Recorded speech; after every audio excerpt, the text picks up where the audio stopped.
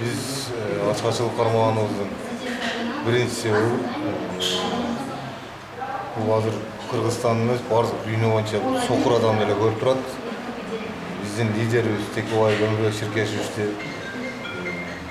çotонуп düşöndü. 6 aydan beri mыйзамсыз камап, мыйзамсыз кармап отурушат. Birinci sebebi, ikinci sebebi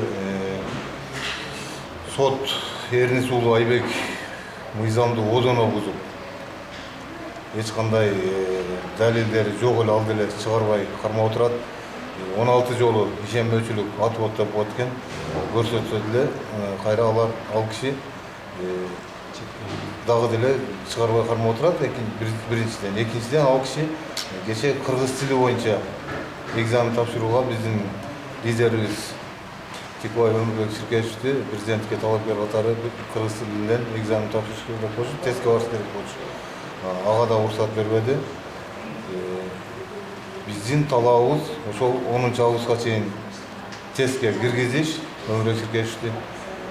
Экинчиден чотонуп düşөө менен Tekobay Ömürбек Ширкешевичти эркиндикке чыгарсын деп ачкачылык кармап баштадык.